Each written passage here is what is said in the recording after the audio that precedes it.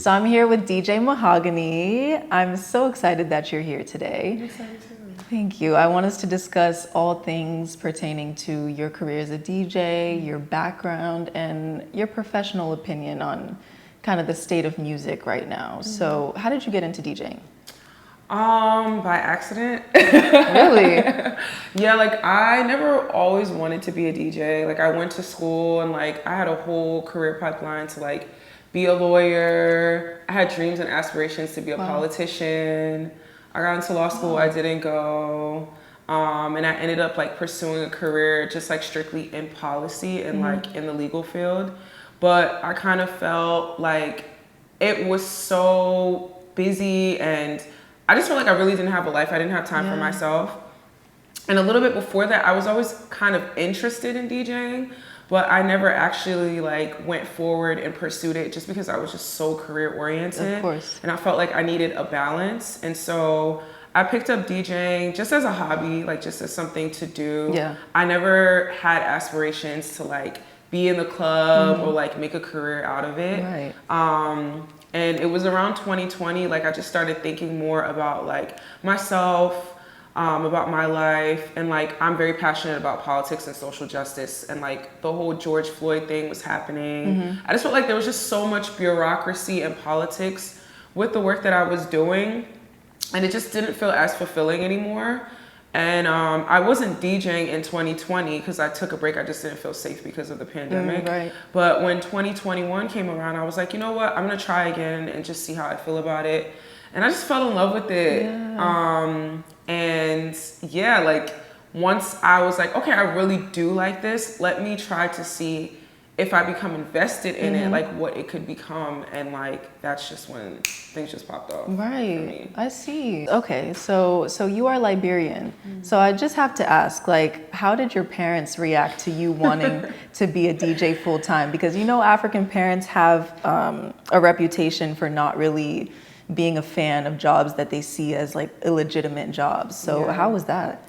I remember like I told my parents, this was before I became full-time.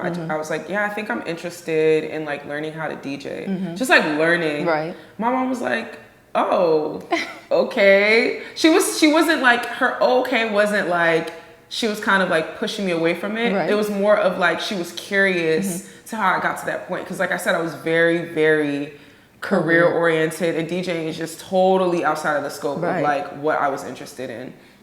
And so my mom was actually very supportive. She invested like 50% of like the cost into my DJ equipment that I like started DJing with. My dad was like, the club is not a place for women to be.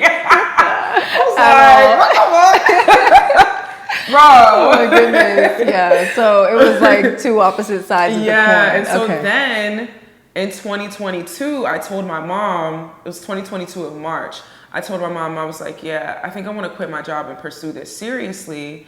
And she was like, okay, cool. Because I remember I called her that day and I was like, I want to quit my job. She was like, today? I was like, right now. She was like, no, we're going to slow down. She's like, let's figure out a plan and then you can transition into that. So my mom was 100% supportive. Yeah. I told my dad this year that I quit my job. Oh, wow. So it was after a year of being full-time. I quit my job August of 2022. So it's been a year now. And I told my dad in August that I had quit my job. And at that point, he really couldn't say anything. Yeah, no, I think that was a smart move on your part because you were already established, you know, in what you were doing. So he and like I also tell my mom what I'm doing. Like I think now she kind of understands how big it is. And my dad as well. Because sometimes my cousins will be like, yeah, we saw her DJing. Or I'll tell my mom, or I'll send her pictures of like some of the events that I do. Right. And so like, I think that kind of helps put her at ease and my dad at ease about like my career as a DJ. Like they actually take it very seriously. Yeah. They're invested. They ask me every weekend, what bookings do I have? That's so nice.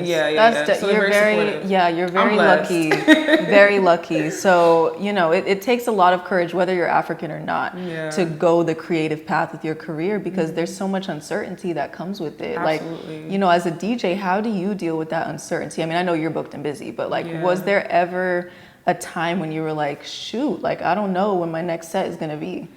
I think When I came back from Ghana in January 2023, like, but the thing is like, before I decided that I wanted to be full-time, I kind of knew like the scope of like what my year would be. I'm a planner. Right. So from January to December, I already know what my year is going to look like. I may not necessarily know what kind of opportunities I'm going to have, but I know for certain that like this month is going to look like this. So I knew from January to like March, it was going to be very slow, but I'm very spiritual and like I'm also like very prayerful. And so for me, like even in those moments, I never felt like, oh my God, like what am I gonna do? It was like, okay, like this is just a season right now. Exactly. It doesn't dictate what the rest of my year is going to look like. I love that. Yeah. That is a perfect way to look at things because things can change at this. Everything is temporary. Right. Exactly. Yeah.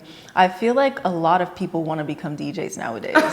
Like a lot. Like I see a lot of, you know, up and coming female DJs, which is great, but it does make you wonder, like, do these people want to get into it for the right reasons? Like, what was your reason for wanting to become a DJ? Oh, I'm just passionate about music. Right. Like I grew up listening to a lot of music. My dad is like a huge music head. I remember growing up as a kid and like just hearing melodies and harmonies very different, hearing instruments, like a lot of things that people may not necessarily hear in music. Right.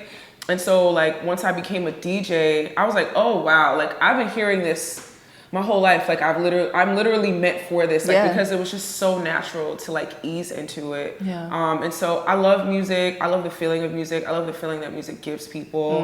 And DJing for me is like an escape, you know, like it's an outlet. And so I think for me, like that's just kind of always been the mindset. It hasn't been about like what it looks like. It hasn't been about like what doors or spaces I'm going to be in.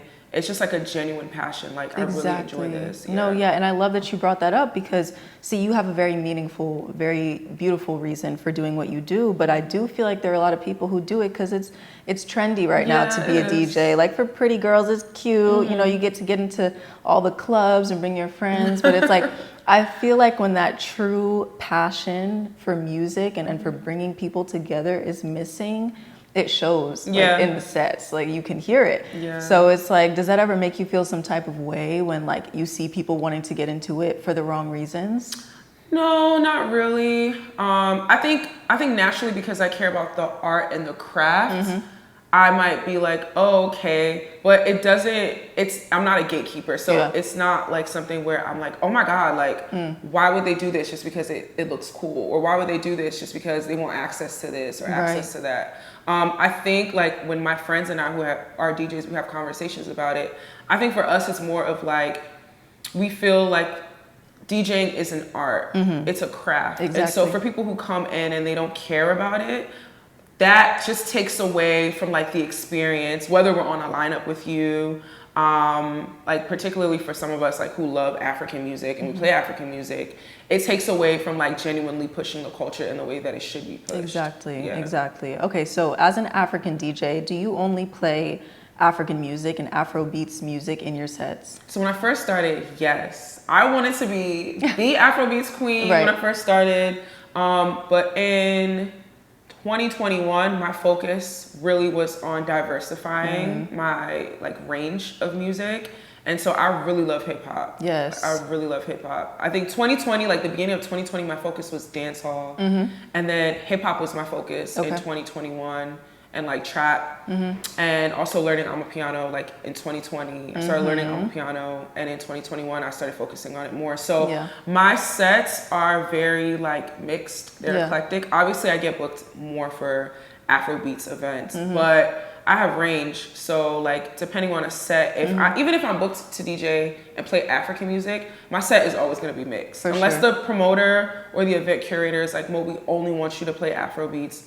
Or if I know I'm playing an Amapiano event, I'm strictly just gonna play Amapiano and maybe a little bit of Afrobeats. So just now it really depends on the crowd, it depends on my set time, it depends on the event. But I pride myself in being able to play a range of genres. And so like I mainly do that in my sets now. Yeah, I love that. I even saw at the Rima concert, you were playing Sexy Red. So I love that. I love Sexy Red. Yeah, I love that blend of cultures that you're putting together. And it's important too because now with Afrobeats, you don't only have Africans coming out to hear the music. You have Caribbeans. Exactly. You have Black Americans. You have white people. Everybody. You have people from all over the globe. And so being at a concert like that, and you're the one that's providing the vibes or curating the experience through music, you have to be mindful on how to keep the crowd engaged. So for me, I could play Afrobeats all night, but it may not translate in the way that it should if there's a crowd that's mixed. So I'm always gonna like weave in and out, even if it is like mainly an African act. Like I'll just weave in and out. Yeah.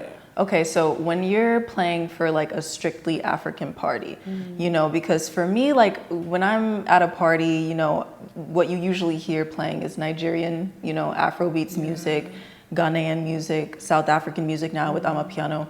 But like I'm Cameroonian, I'm Francophone Cameroonian, right? So like when I'm at a party and I hear like a French African song, I get so happy. Like I feel so seen, you know, it's missing. So I just wanted to ask you, like, because you're Liberian, do you ever play Liberian music in your sets? Oh yeah, I absolutely do. But the thing is, it's like a lot of people don't know it. And the thing about music when you're playing it, it's like the placement of it. It's always the delivery as a DJ. So I might play it in and out because people might not be familiar with it. But also too, Liberian music has grown so much. I think what was lacking before was like just access, you know, to capital, to resources to be able to make good and quality music. But now, like, you know, people are making music, like you said when I walked in, you were like, oh, I thought this was a Nigerian artist. Yeah, the music now, it's like the quality of it. You wouldn't even know that it's Liberian music. So, yeah, I definitely do play it. Same thing with Francophone music. Like, I put that in my sets too. Probably towards the end, because when I'm DJing, I like to create an experience where I'm like pacing myself. I'm increasing the energy and the vibe. And you know, Francophone music is live. Right. We're winding our waist. Right. We're jumping up and down. Right. So like. So you know when to put it in. I love that. Because I get the dilemma of, you know, your job as a DJ is playing what people want to hear. And sometimes that is mainstream music. But there's definitely something to be said about venturing outside of the mainstream. For sure. And it's important. And I think it's challenging too. First of all, New York crowds are very difficult. Like I think New York, the audience is very spoiled when it comes to like hearing music. Yeah, it's like a tough crowd. Yeah, it's a tough crowd. So it's like you kind of always have to cater to their needs. But it's also important as a DJ, and we have these conversations all the time, about sharing new music, about breaking records, and like knowing how to do it and when to do it.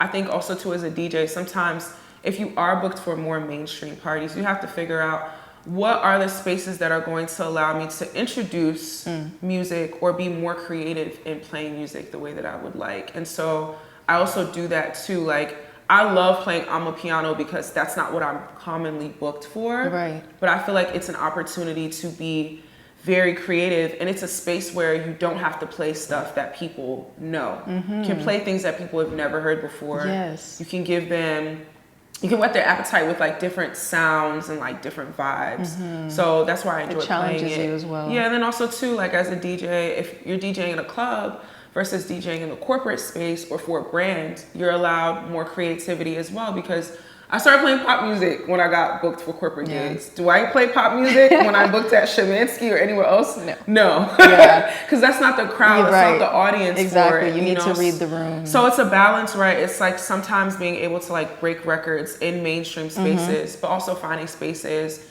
to be creative and experiment and play music that you normally wouldn't be able to play.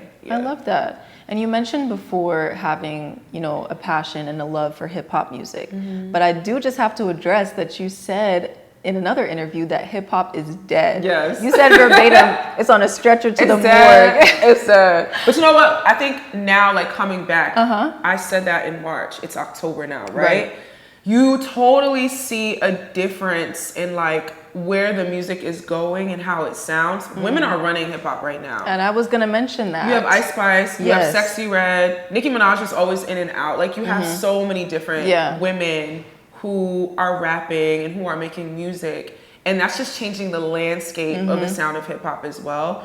It's allowing women to be in the club, to hear music, to relate to it, and to dance. There are even men who listen to Sexy Red and screaming it at the top of their lungs. And I think there were some like really good projects, like Gunna had an amazing project. So I think this year has probably been a better year. And I think for most people, like right now, what I've heard too is like when it comes to like record labels, they're more invested now in like pushing world acts. So like Afrobeats, music from Latin America, dance music, house music, Afrofusion thing, all of that stuff. And so I think that's also generating and translating in the club. And so when you are playing hip hop, it's not causing people to move. It's not causing a reaction.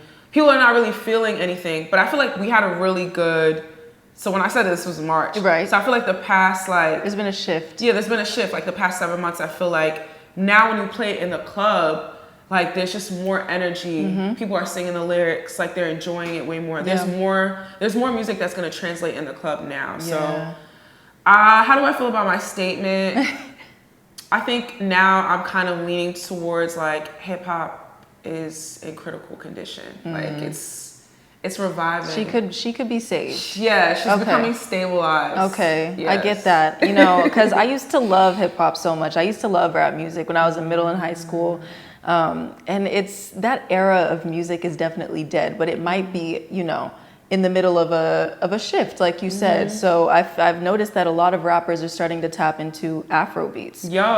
Like, crazy. did you see that video of Gunna with his performance with Victor Thompson? That was so good. And it was so natural. It was so natural. And it made sense. Yeah, it felt like so he came good. into himself almost. Yeah, it was crazy. It was I was good. like, is this the same person? I know. I didn't even know he could sing like that. Yeah, it was really, really good. Yeah, and was amazing. I think that's just a testament to how the music is growing and the influence it has now on the music industry. Yes. Now we have a category at the VMAs. We have a category at the Grammys. Like Burna Boy has been on tour forever. I swear. I don't know where that's gonna end, but yeah. Major stadiums and arenas. You know, that's just a testament to like how the music is moving and how it's impacting people. Yeah. Rema, Calm Down, I believe, like was #1 for like the longest time. Yes. I think it's platinum It now. broke a record. Broke a record. And so like now you're really seeing the impact of the music and how it can grow on a global scale. And I think that's dope. I think it's so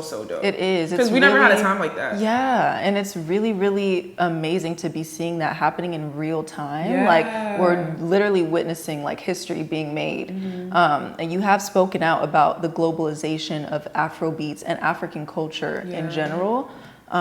So I want to ask you, do you think that that's all a positive thing, or could there be some downsides to that as well? Yeah, I think there are some great things about it, and I think there are some downsides. I think growing up as a kid, like, we didn't really hear African music that was contemporary, right? A lot of the stuff was from back home, traditional music that our parents heard. There was nothing wrong with it. No, not at all. And like the emergence of Afrobeats as a genre, like that is what made it contemporary. That's what made it relatable. That's what made it maybe more palatable or easier to digest, right? And so I think now you are seeing the growth of it at the point where there's just so much like fusion and creativity around the music. There are people who are making alternative music with Afrobeats, R&B with Afrobeats, Rock. hip hop, I've rock. seen Afro rock. Yeah, I saw that yesterday with NSG. So like, you know, you're seeing the growth of it to the point now where other people across the globe are hearing it, they're digesting it, they're listening to it. I think the biggest concern is the authenticity of it.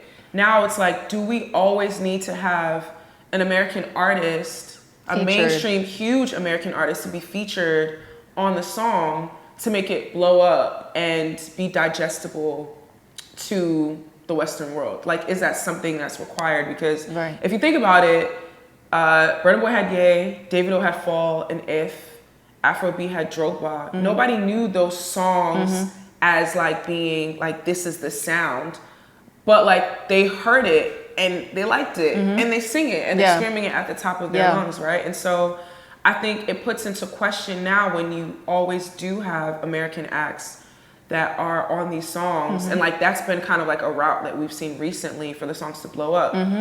Does that validate our music? Is that the only way we can share our music? Like, or even now, like some African artists are on the trend of like creating music that trends virally. You want to make a viral hit. Right. Does that allow the music to be shared in a way that's authentic? Does it take away from the authenticity? So those are things that I have a concern about. And then even other people making Afro beats, Like there's a video of a white guy. I know exactly what you're talking about. Who says he's an Afrobeats artist. There's nothing wrong with it. I don't think there's anything wrong with it. It's just interesting. And it's a little weird. I'm sorry. It is. I think it's interesting only from the perspective that when African people are making the music, the lyrics and the intent is, it's about the culture, right? Even the language that you're using. So for somebody to come in and say these words, I don't know if you know the meaning of the words and how you're using it. Exactly. It's like, does that now help to show or grow the music? Or does it now make it like bubblegum? Like, does it make it inauthentic? Dancehall kind of had a period like that too, you know, where it was like, you had artists now, like Sean Paul was becoming more mainstream. Being from New York, you always heard dancehall. But like there was a point where it became very commercialized and it became mainstream. To the point where you had American artists making it. And it was like, okay, I get it, but it's not the same thing. It's not the same thing at all. It's not the same thing at all. And I'm not saying that to say other people from other races or cultures can't make Afrobeats or even make dancehall music.